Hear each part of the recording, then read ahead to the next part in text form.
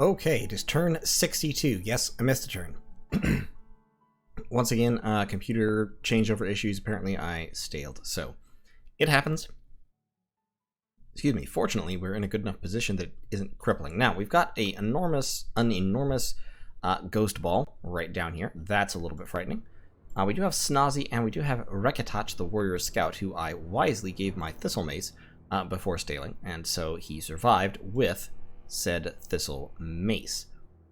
Snazzy the Warrior Chief is actually reinvigoration, is actually fatigue neutral, high protection, high defense, magic resistance, not great, but he could probably go and besiege a fort and do a little bit of raiding, which is what I'm going to do with him, I think. Now, this army can doubtless crush any one of my provinces. I've actually scripted these ladies over here to kind of put up a little bit of a fight. 4 of them are going to slave up, and then 2 of them are going to spam harm, followed by reinvigoration, because I have Heartless, the vampire lord, coming in with a whole bunch of blood slaves, and blood mages can, of course, use the blood slaves of anyone nearby. I'm also throwing Infernal Disease at this stack 3 times, in an effort to kill some of the commanders and cripple its mobility in case it decides to move on me. It's interesting, Theranos doesn't seem to be as hampered by the Seas of Ice as I had thought. I had thought that most of their undead would be trapped underwater. I'm not sure if they're actually able to move through it somehow, or what, but it seems like it's not stopping them in the way that I'd hoped it would, because I was hoping this would not happen with the Seas of Ice active. In any case, we have breached Marverni, so Pedocion is storming the castle, and my other armies are splitting up a little bit. Child Feaster here is taking some dudes back down south to free Oak Beach. Redbud Grove, we are going to stack Province Defense in to try to prevent him from attacking it. And I really hope he can't move, because if he can, then he can move this army, which I really hope he can't. So we're claiming the Throne of Fire, 1 turn delayed. After that, we're probably going to dispel Illwinter, because I hate Illwinter. Unfortunately, it's just Blood Slaves, so he'll be able to cast it again pretty quickly, but it's a problem. And we definitely need to keep Seas of Ice. So, beyond that, we have Fetid over here carrying his Amulet of Anti-Majuk. He actually is going to lose that guy, and he is going to come down here to help defend with Horde of Skeletons. That should secure this province from whatever the enemy might do. He can actually cast Horde of Skeletons a couple times, and then he can cast Wither Bones, which, despite the name, as I've mentioned before, destroys ghosts very, very effectively. So that province is safe. This is a little raiding party led by Amelia. There were a number of those raiding attacks, as per usual. No real damage done, except he did besiege Oak Beach for a turn, which is very unfortunate. But we'll get it back, and it won't be a problem, really. We do have a whole lot of mercenaries available. None of them are, super attractive, and I am short of cash.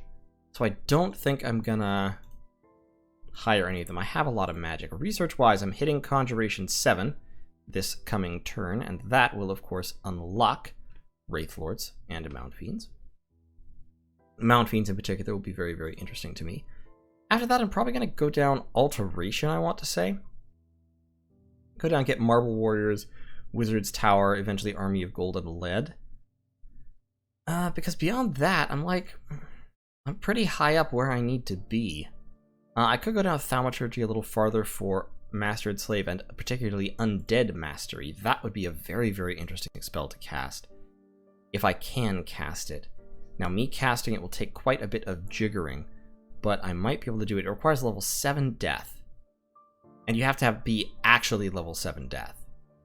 It also costs 700 fatigue, but might be able to cast it. I mean, it would be kind of cool.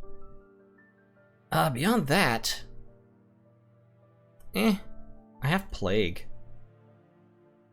Vampires can just cast Plague. It just doesn't hurt undead, unfortunately, or demons. Other things I might want to do, I could go down Construction to get Weapons of Sharpness, Golem Construction, all this kind of stuff, Unique Magic Artifacts. If I go down Enchantment further, I can get potentially Fields of the Dead or Mass Regeneration. Mass Regeneration could be very handy. But I think I'm just going to hit Conjuration level 7, and then, like I said, go down Alteration, probably. Hopefully we're closing in on the endgame here. I just have to deal with World War Ghost in a slightly more definitive manner. So yeah, Pedosian is going to go take Marverni by himself while the army moves. And we are blood hunting as hard as we can in various different places. Faella, unfortunately, is about to die. That's very sad. Binding a whole bunch more fiery imps up here, still recruiting. Due to money constraints, I'm not recruiting capital-only mages still. But, and a lot of my people are dying of diseases. Like, a lot. Like, that, the delayed blast effect of those Bane Venom charms wandering around is, in fact, significant. I have a ton of wolves here, like a ton of wolves, like an unreasonable quantity of wolves that I have summoned over time. So we're going to start giving wolves to our little dudes here. You're casting Pack of Wolves, you're just researching wolves and nature gems. Who else has wolves? Who did they give wolves to? You. And we're just going to give them, like, we're just going to script them to swarm. I mean, honestly, that's... We're just going to script swarm a bunch of times. Oh, not you. You. So then you use Zenario and Murgos and go over there in an effort to defend the place if need be. He does have a Vampire Lord here, but he doesn't have a Blood Sabbath, and some of my Vampire Lords are going over there to take over that place. So overall, I think we're doing all right. Mesamalak is patrolling very heavily. You should revive another king. Do that. I am converting all of my fire gems into money because I need money more than I need fire gems right now. And down here, Mictlan-Caelum are fighting a huge war, which is kind of cool. So the Towers of Heaven. Let's view that battle. So this is Mictlan's army. He has a whole bunch of Jaguar warriors. In front, he has a whole bunch of slaves, many of which are starving. More Jaguar warriors over here with their swamp and forest survival. He's got a bunch of blood slaves around a moon priest, some Nahualis, a priest king, a couple of priest kings, more Nahualis, high priest of the sun. He's probably using the Nahualis as communion slaves, I imagine. That priest king has nature gems. In the back, a whole bunch of summoned Ozelotls beast bats, and he also has some recruited eagle warriors, and a bunch more slaves, some of whom are diseased. So he's not using them as communion slaves, actually. They're just casting body ethereal and stuff. This was just a tiny little bit of province defense, so it may be that they're just not spending gems. Although they will spend blood slaves, interestingly. They will cast blood spells and spend blood slaves on that. So, they also do have this Tsitsimitl, which has an unholy weapon. Unholy weapons, yeah, that's right. Charged bodies. Wow. So, Tsitsimitls have this Stellar Bolt attack, which is, it's armor negating, but magic resistance for half damage. Still very dangerous. But he only has the one. And then he's got turkeys, which is Nahualis have shapeshifted into turkeys. And yeah, Ozelotls are quite dangerous, but without a bless, they're not nearly so dangerous as they could be. They do have charged bodies, so you do want to have shock resistance in order to fight them, but they don't have shock resistance, which means they tase themselves. Anytime somebody hits them, both parties get blasted. And unfortunately, Feaster the Great Spider died from a disease. R.I.P. Feaster. May you scuttle long in the afterlife. So, also, I found this Plague Water stream. I think I showed that in the last episode. So yeah, overall, I think we're doing fine. Ur has conquered Fields of Gold. He's kind of pushing back out a little bit, staying alive, staying hungry, fighting Ternanog. Roos is actually besieging his own capital, trying to take it back from Niflheim, which is excellent. I applaud people fighting Niflheim because he is my my genuine rival for the throne. And yeah, things are progressing. I want to build a lab here, but I don't think I'm going to be able to. So instead, Irminsul is just going to claim the throne, then move back and prepare to dispel, probably, because I have quite a few astral pearls. That infernal disease should kind of put paid to at least some of this stack here, and hopefully it'll scatter and we'll be able to destroy it as it moves into these provinces, kind of take it apart piecemeal. Death Grip here is actually, we're going to combine these armies to wipe out those barbarians, finally take Baguloth, what a name, And then maybe even move in to take Thodaz, although I think we want more fiery imps before we do that. And yeah, that's the plan. Not a very complicated plan, but then we are sort of closing in on the end game here. I'm hoping to build up the Blood Slaves to cast 3 red seconds in Redbud Grove next turn or the turn after. If we look at our messages, we captured... what is that? It's about 50... yeah, about 70 Blood Slaves, so about the same as it has been. But we're actually giving a lot of those Blood Slaves... I guess you guys actually don't need them, because you can just cast Wither Bones. I did have you... I was trying something clever. Having them script to Hellbind Heart, but they don't really need it. What's my... where is it? Where's my... yeah, there it is. That's the Vampire script. Sorry, I was just clicking through my buttons. So yeah, I need to build up to 120 Blood Slaves so I can drop 3 red seconds in Redbud Grove. And once I can do that, then the end is nigh. We will be closing in on the end of things. So, thanks for watching. I'll see you all in turn 63, where hopefully World War Ghost... we're pushing them back. I mean, we're about to take Marverani. We've already taken this fort, so we are slowly crushing them in the north. They've got another freaking Wraith Lord wandering around up there. Kasevik Highlands, what happened there? Yeah, Wraith Lord versus Atlantean Province defense. What's the name of this Wraith Lord? Sathmog. We've fought Sathmog. We beat the crap out of Sathmog. But it does mean that they're respawning above ground, unfortunately. So, oh well. We'll deal with him. As many times as he reforms his body, we will conquer him, and if he keeps coming after us, we'll start casting Hellbind Heart to steal them. And then just hide them away somewhere where they won't die, so that we don't have to worry about it. So I think that will be the plan. Thanks for watching, and I'll see you in turn 63. Alright folks, it's turn 63. We have claimed the Throne of Fire. We've cast a whole bunch of spells, cast some Gnome Lore, found an Iron Cliff, which gives us an extra Earth Gem. We cast another Gnome Lore down here, didn't find anything. We also cast Bowl of Blood, didn't find anything there, and we've bound a whole bunch of wolves, fiery imps, and a demon knight. Now you, I thought we had another booster for you, but apparently not. We have a whole bunch of thug items, including another Shield of Gleaming Gold Firebrand combo, so we definitely need to get on that. Down here we're throwing 3 Infernal Diseases because a large army of ghosts has invaded our land, and I believe is marching towards the Cradle of Life. So we're throwing 3 Infernal Diseases at them, in order to slow them down, kind of split them up a little bit, if at all possible. Down here, we've got another army under the command of Lysagora the Telkeen, besieging this castle at Baratos, and they have broken the fort, and I think they will probably take it from Atlantis in this coming turn. I hope not, but they probably will, unless Omurtag can prevent that. They've got another Wraith Lord up here, just took the Land of Plenty back from me, which has, of course, the first gate. I, however, captured Marverni with Pedosian. He just stormed in by himself and took the place. Pedosian is moving down here. My actual army is moving up this way to claim this maze and these territories, and push up in this direction to help kind of close off this area and finish up dealing with Therados here. This army, Pedosian is going to have to handle. Pedosian can destroy this army, can and will, but he has to be the one to do that because my army can't, I think, stop them. I think probably the poison will get me if I try to attack that army with this army, although hopefully I might be able to assassinate the Telkeen with my demon hit squad, if at all possible.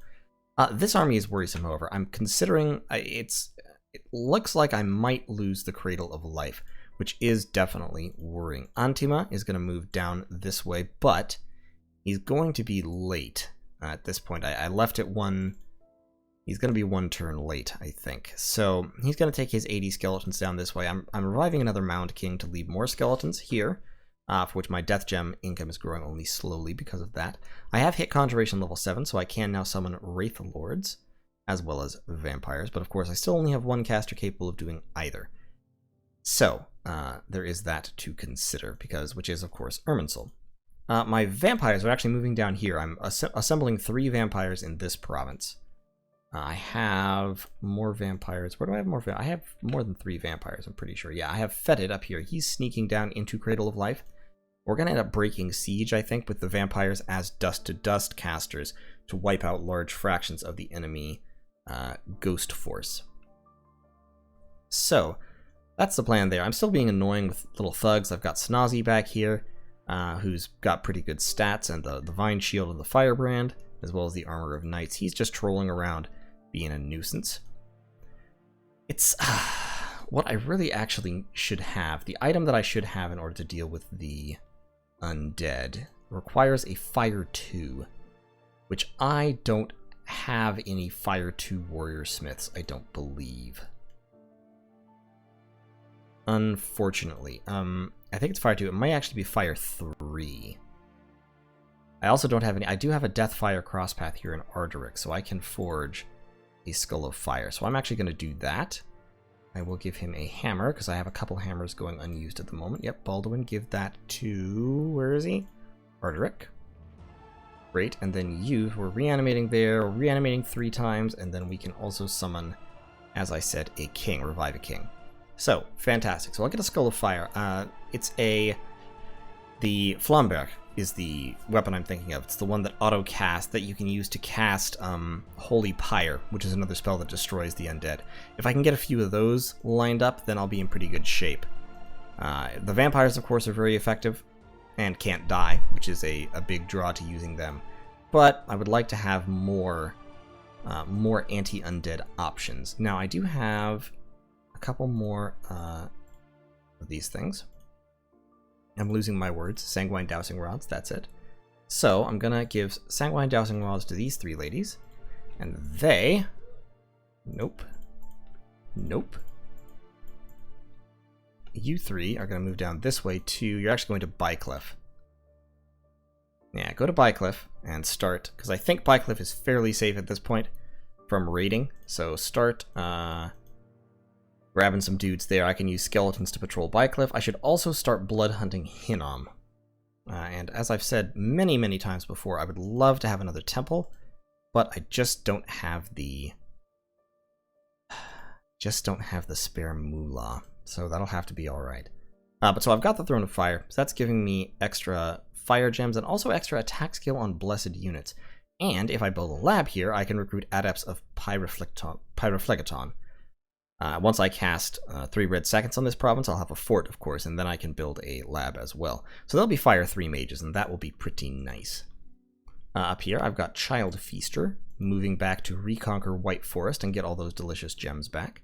Up here, Pedosian, as I said, is moving in. My army is sidestepping in order to clear out some provinces.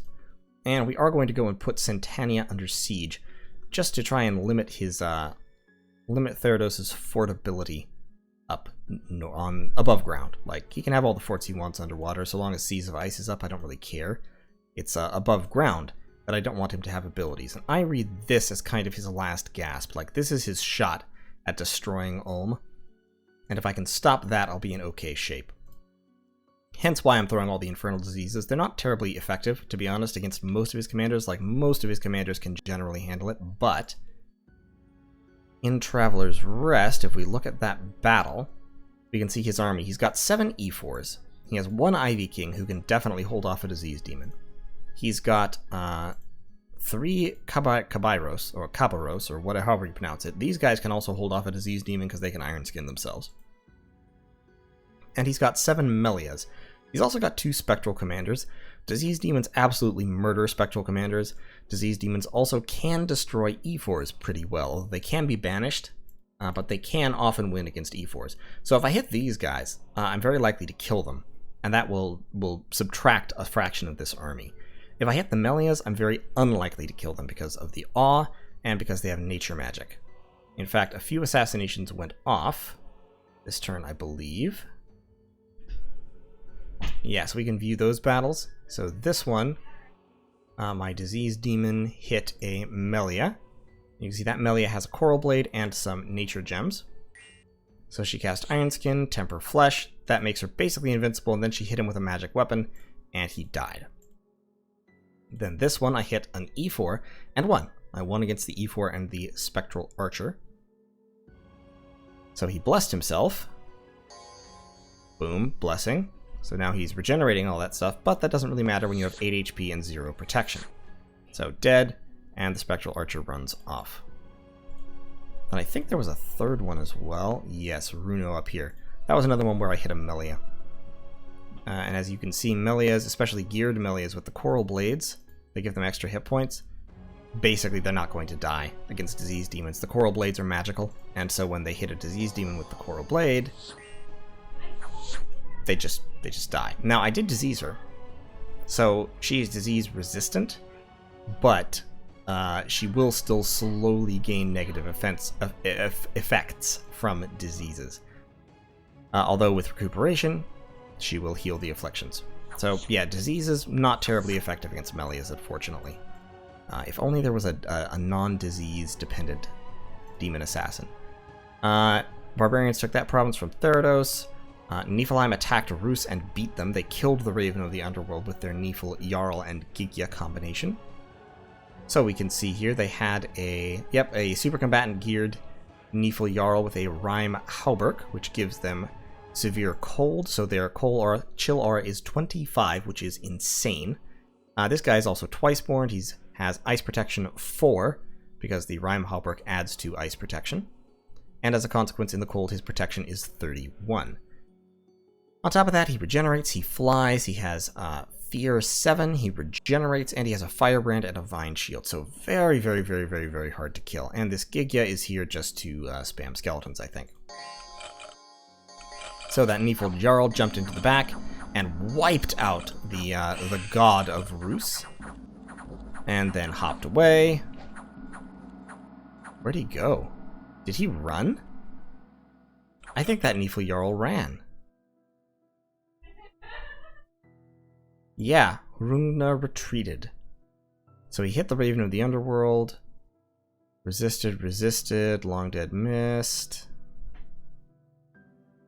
Alkonost attacked, missed. So what caused him to run? That's what I want to know. Lots and lots of cold fatigue damage that he was causing, so like that's no problem. Why did he run? That's weird. He must have been scripted to retreat? I don't know what was going on there. That's interesting. Yeah, I don't know why he retreated right there, but he definitely did, so that's interesting.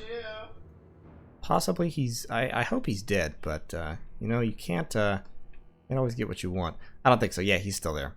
Hrungnir. I'm sorry, Hrungnir. So that's sad for Rus. I think Rus is down to these two provinces.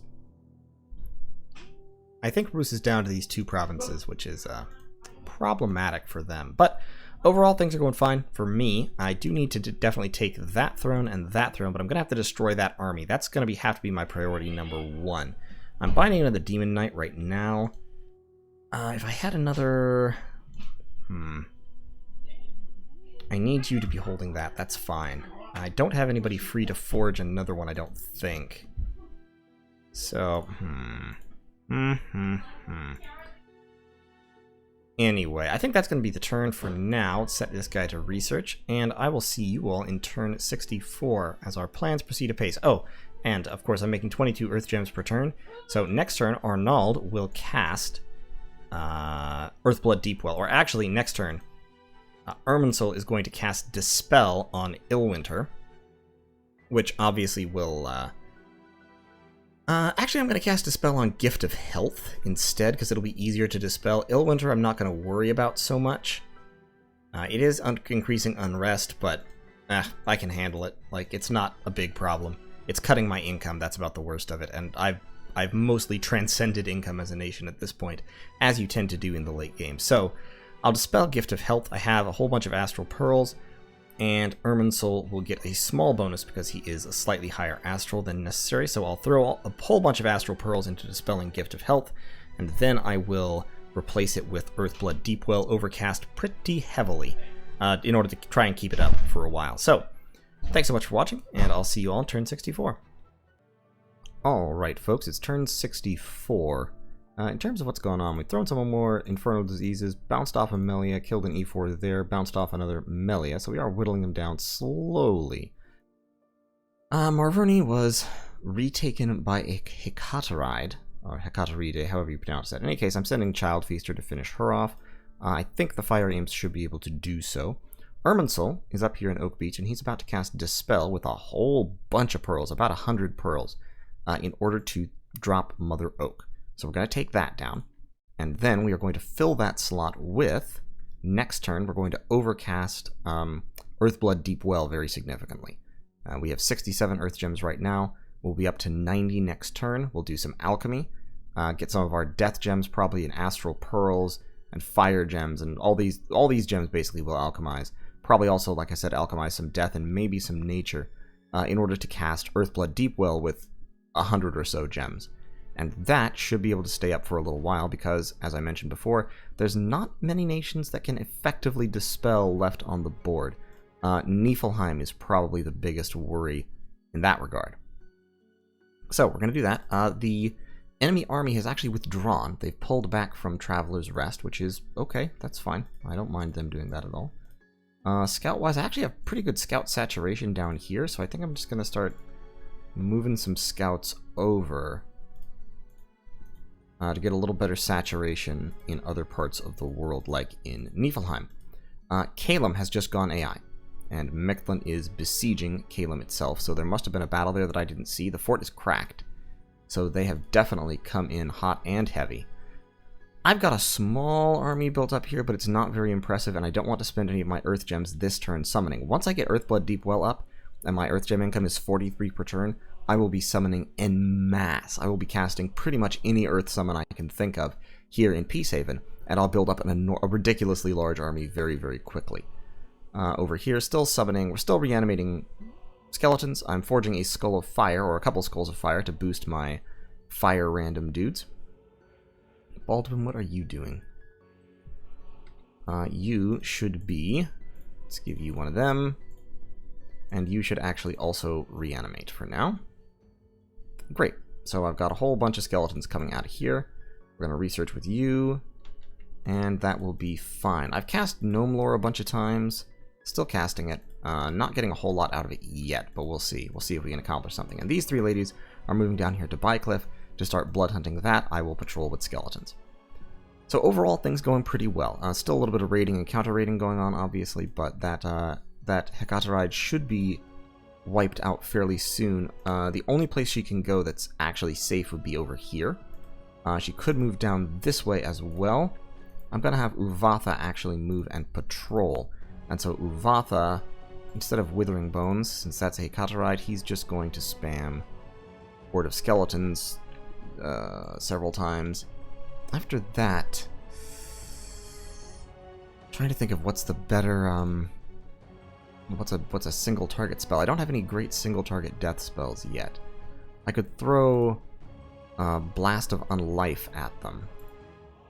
Or Bolt of Unlife, which is a little bit cheaper in terms of fatigue. No, actually they're the same in terms of fatigue. Area of Effect 1. And that's single target with 1 precision. That is 0 precision, so Bolt of Unlife would actually Shadow Bolt would probably be the best. Because it also has the minor paralysis effect. So, why don't I throw Hekaterides? I have to remind myself, do Hekaterides have a magic weapon? They do not. They only have a fist attack, but they can cast Swarm. Okay.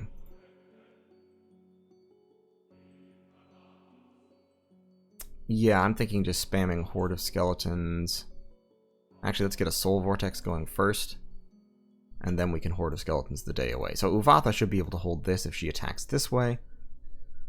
If she attacks this way, she's going to run into 70 or so Fiery Imps, which should be able to beat her down.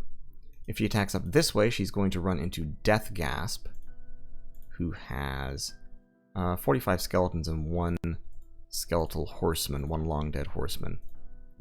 Might be able to win that, actually, with her spectral units, but we'll see. Losing Death Gasp wouldn't be tremendously damaging. Simabeth is about to die of her disease, unfortunately. So that... to avoid that, I actually need to pull her back, and I don't think I can at this point. I should have thought of it before, but like I said, I'm not too worried about losing her, to be honest. I'm playing a little bit sloppily with my my blood mages, but it's alright. So we're going to take these 2 provinces back, we're going to take that province back, we're going to also use Pedosian, who they still do not have a countermeasure to put Centania under siege. Honestly, it's very difficult to have a countermeasure to Pedosian. especially with his high magic resistance and the ability to cast Iron Will to push it up to 29. He's like, it's rough. It is rough to stop him. I am going to... He's got shock resistance 10. Casting Iron Skin might not be the very best. Let's actually swap that out for Iron Will here, because I'm worried that because good scales are good, might have a countermeasure ready, might have a save or die spell ready. So we're gonna set that up there, and I think that's gonna be the turn. Also, this army is moving seemingly towards Arcocephale, so all of my vampire counts are jumping down, or not all of them, but all the ones that can reach, are jumping down to Arcocephale this turn. So I've got 4 vampire counts, dropping some skeletons and then withering bones. I have Erkenbald casting a poison ward on my mages that are lined up here. I have a few mages patrolling, not all of them because not all of them are very useful, but I have this guy throwing some blade winds. I have this guy casting slow and dropping Iron Will on a couple of people to boost their magic resistance. And I have, who else was it? I have Hildebald casting Legions of Steel, and then I have 1 Magma Eruption caster. So that's all good. I'm also sneaking, finally, after a long time, sneaking this Thistle Mace back into my, the proper place. I'm going to be dropping my Infernal Diseases this turn. Oh, I'm also casting 3 Red Seconds for the first time this turn. I'm going to drop Infernal Diseases on Eagle Reach Mountains, but you can say Kasara here is casting 3 Red Seconds on Redbud Grove in order to get that locked down. And we're going to drop our Infernal Diseases. I could have bound a Heliophagus as well, but I'd rather get the fort first. Drop a couple Infernal Diseases on Eagle Reach Mountains, see if we can't screw them up just a little bit. Although that the Telkine is the real problem. The Telkine and her ability to cast foul vapors. So if we look at Eagle Reach Mountains, you can see what the army consists of. Just the Telkine, 2 Dust Priests, so he has been casting this spell quite a bit. And mainly Spectral Archers. If we view this battle real quick, we can see that she has a ton of air gems. Actually, hold on. Hold on just a minute. She might not even be casting Foul Vapors. Yeah, she's not. They're Earth Powering, which makes them very powerful Earth and Death mages. He's got some Death gems. He's probably going to be throwing Shadow Blast in the actual battle. Like, I can only imagine that's what he's going to do.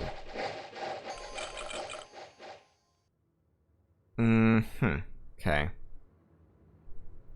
The Spectral Archers are actually a problem because they're a decent vampire counter. Since vampires don't have any natural protection, they only have invulnerability, which of course is countered by magical damage. So I'm actually going to throw armor on Fetid here. And I wish I had a helmet, but I don't. We're going to give him Armor of Knights. And these 2 are move and patrolling. Heartless, we're also going to throw armor on. So at least 2 of them will have some body armor. So they should be able to more or less ignore those spectral bows unless they get a headshot. Vampires do have pretty high magic resistance, so they often take half damage. I'm worried, unfortunately, that Lepercrawl and Zurich are going to be killed. I got Headless back this turn. He can't quite reach, so I'm moving him down here instead, just to discourage raiding. I am blood hunting this province pretty heavily. I've got these folks set up to form a Sabbath, and I'm actually going to, just in case, I am going to leave them with just enough slaves to do what they have to do here,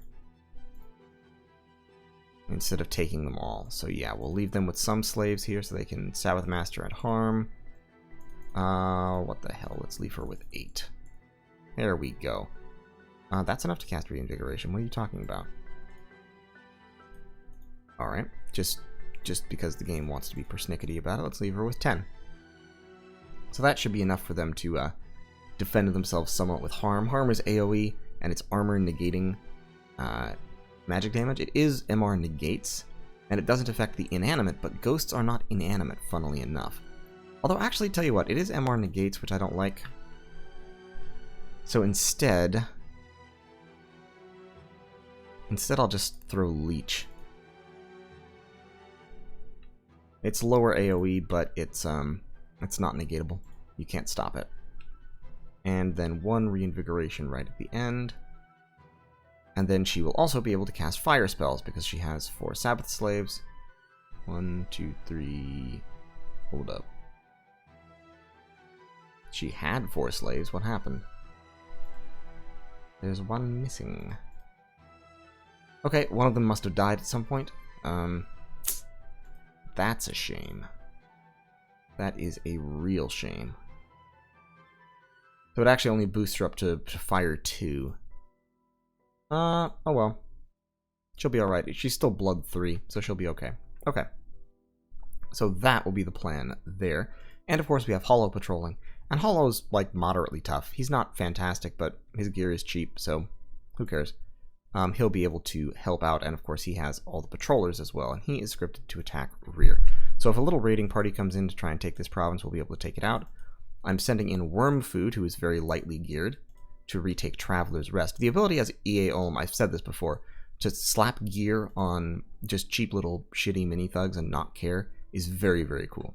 I've also got Nidata, who is fully geared, except for boots, heading down to help defend Arcos of Fale. So, and given that they're not, given that they don't actually have the capability to cast, yeah, I can just go Strength of Gaia and Howl here, instead of having to do the whole, resist poison thing, because we don't need poison resistance. So yeah, Archambauld, Strength of Gaia, Howl should be able to do that. Geberick, actually given that, I can be a little freer with my mages.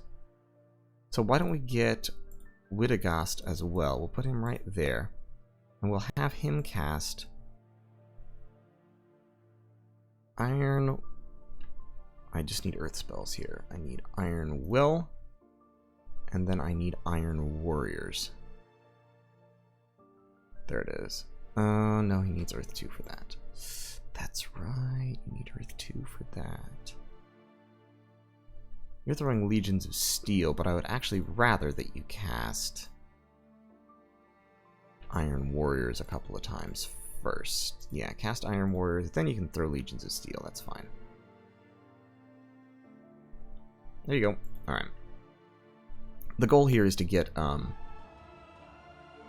what's his name? Nidata sufficiently pumped up, because right now he's not very pumped, but if I can get Iron Warriors on him, his protection will be really high. It's the same tactic that I was following in the north with that, the Warrior Chief and the Warrior Smith traveling around together. And it works very well.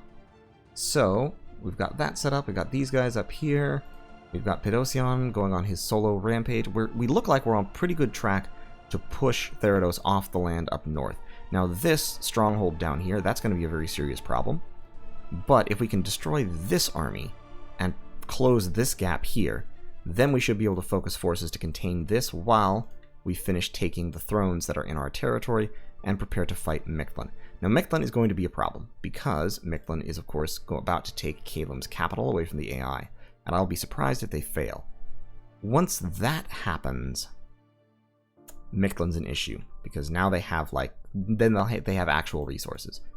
So far they don't have many resources, and so their army is mainly garbage. But if they can push through Caelum's defense, yeah, gonna be a little bit worrisome. What I'm going to do, actually, strongly contemplating just taking the Obsidian Waste right now. No, I'm gonna wait. I'm gonna hold off real quick here. Yeah, let's finish casting Gnome Lore a couple more times. And they cast it on Arcos of Fale, because of course they did. That's a waste. I did lose. This was unfortunate. I lost my my little Warrior Chief mini-thug over here because they correctly anticipated that I would stay in place. And so they sent all their Hounds of Twilight to intercept me. Which was sad, but, you know, it happens. And there was no way he was going to survive against all those Hounds of Twilight. He did a pretty good job, to be honest. He did some real damage, and diseased one of those hounds. But then they just bit him to death, which I sort of anticipated would happen if they did that. It was worth a shot. And we bounced a scout off of this throne, and this throne has nothing. It's all Centaur Warriors and Vine Ogres. They have one Dryad, but she's not very good. So, I'm not scared of Iron Peaks at all, having looked at what they have.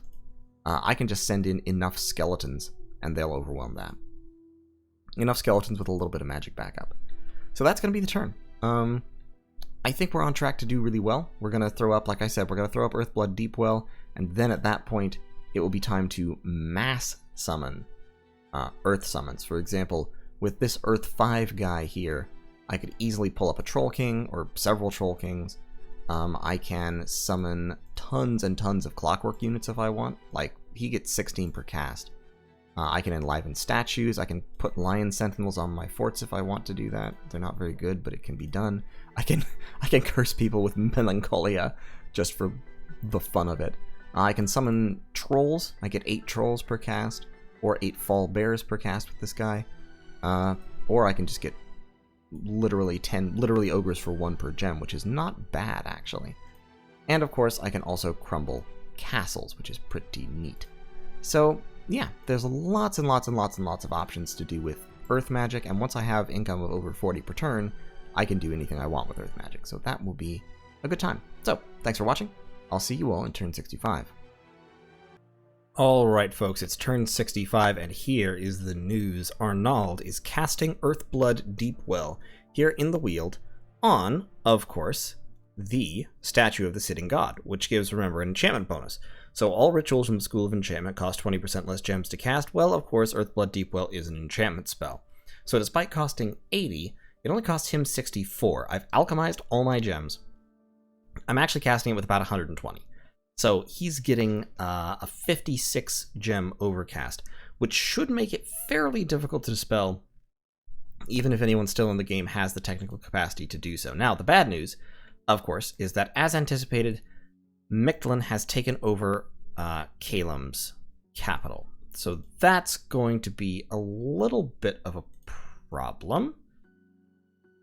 We can deal with it, of course, but it's going to make things a little slightly, tiny wee bit awkward. What I need to do probably is gear some people out for anti-Mictlan duty. It's going to be a little... I'm almost thinking that I should just build up Blood Slaves for a minute here and summon a Heliophagus. Because, of course, Pedosian is busy doing what he does, which is holding down Centania. While my scouts are roaming around. Got this army to deal with. We've got another army locked up in here. We've got that raiding Wraithlord. I'm becoming increasingly convinced that for some reason Sea of Ice is not actually hindering Therados in the way that I hoped it would. Because, like, they've got a lot of troops. I mean, they do free spawn troops, so it might just be that, I guess. But, like, they've got... That's another freaking Telkeen. They've got their Telkeen up here. Boy. Too many Telkeens. That's all I have to say about it. Too many Telkeens. In any case, my armies are moving in. I don't think this army is actually strong enough to defeat this army. But I'm also moving in my vampires and this vampire headless. So I'm moving in 4 vampires here. I'm dropping Infernal Diseases on them. And then I'm going to attack the province. Well, they're going to build some province defense there, I'm sure. So I do need to attack the province with some actual, like, troops. A little bit unfortunate because I don't really have much by way of troops. Been a little bit busy, so I think I'm gonna drop another ritual of 5 gates or 2 here. Yeah, just drop a couple, not 3 red seconds. Drop a couple rituals of 5 gates, summon up some demons real quick, and we'll use them to keep getting this show on the road. Oh, actually, no, I remember what I was summoning another vampire. I was summoning another vampire. That's what I was doing. Yeah, actually, don't even cast that Infernal Disease. Just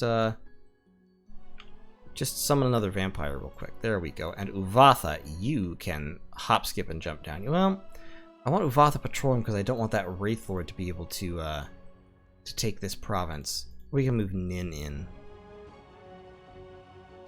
Move and patrol. You can, unfortunately, suck the life out of imps.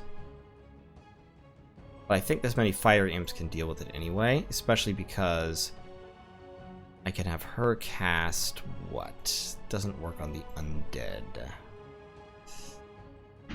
I can have her spam Horde of Skeletons.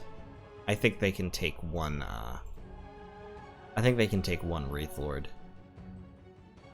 And I can also have him patrol. He's scripted to... So yeah, Uvatha, skip down there, retake that province if you please. We're building up another army of imps over here. And forging a couple more Sanguine Dowsing Rods. Y'all just research for now, actually. And Ina, you should grab a passel of imps. These fire imps, man, I'm telling you, they do work. And start heading up with them, heading up north. Okay. Building up more skeletons here. The Illwinter is putting a little bit of a crimp in my blood hunting, unfortunately, because it's pushing up Unrest. So you can see Unrest is crushingly high here in Vlex. Unrest is quite high here in Tamiglia, so I need to have more patrollers. And of course, it's pushing populations down. But I did manage to dispel Mother Oak, which gives me room to cast Earthblood Deep Well. So that'll be fun. And then, like I said, after that, in the next turn, I'll start summoning all kinds of Earth Critters right here in Peacehaven. To make sure that this army can't just roll over me, which otherwise they are probably going to try to do. I do have a lot of Long Dead that I can deploy if necessary in this area. So I have 80 there, 50. I'm summoning another 1, 2, 3... I've got another 36 coming next turn, plus the Revive King. I'm forging Skulls of Fire steadily. And I should also be forging Fire in a Jar. Let's go back to monthly forging of Fire in a Jar real quick. Real quick. Yeah, you can also forge Fire in a Jar monthly. Research-wise, I'm not too concerned about my research. It's almost 2,000. Like, it's okay that it's flattening out here because I'm starting to get up to the point where I don't need a whole lot more research, and hopefully the game will be over fairly soon. So we'll see how things go. Like I said, as I've said several times at this point, I am going to need to attack Mictlan. So that fight is definitely coming. I just need to kind of consolidate over here and shove Therados back into their corner. Honestly, it's okay if they want to besiege Baratos. Like, no worries, mate. Go ahead. Besiege Baratos. I'm actually even going to pull this army down here so that I can go take Centania. And then that'll be fine. A Fort of Kelp and Coral. That's what it is. There's a spell that you can cast that creates this, but it only works underwater. So, that is going to be the plan. And we're going to have to go take Uzid Yazram and Javal Kish fairly soon here. And they're still raising a ton of Soulless, but I don't think... See, I just don't think they have a whole lot of magic. Because, like, in Caelum, like, if we look at that army in Caelum... Battle in Caelum. They have a whole bunch of mages here. And let's see what they did. Because the last time I saw this army in battle, they didn't actually cast a ton of magic. Yeah, like, personal buffs, lesser fire elemental, protection, swarm. They are starting to cast some swarms. Fireball. Large, yeah, they're barely scripted. Like, that just literally landed on all his own troops. Yeah, the most dangerous part of this battle, of this army, is the flyers here, which have unholy weapons, so sacreds suffer extra damage, and they have this charged body thing, but they have no shock resistance themselves, so the charged body will hit them. So basically what I need is shock resist, and I need to be proofed against flying attacks. And if I can do that, I can take this army. I mean, a lot of it is garbage. A lot of it is Jaguar Warriors, but the Jaguar Warriors aren't great, and many of them are diseased. Like, a lot of them are diseased. And so have, like, low hit points, and are generally just kind of in a sucky place. So, yeah. This army is actually not scary. It's not. The only scary thing about this army is the flyers, and I can deal with those just by, like, summoning a whole bunch of garbage. And it'll be fine. So, not too worried about that, and I think this is about the best that Mictlan has. I think I can handle it. So, next turn, we'll see what we can do. I killed a scout here, which is nice. More people dying of diseases. It happens, but we'll get it done. So thanks for watching, and I'll see you all in turn 66.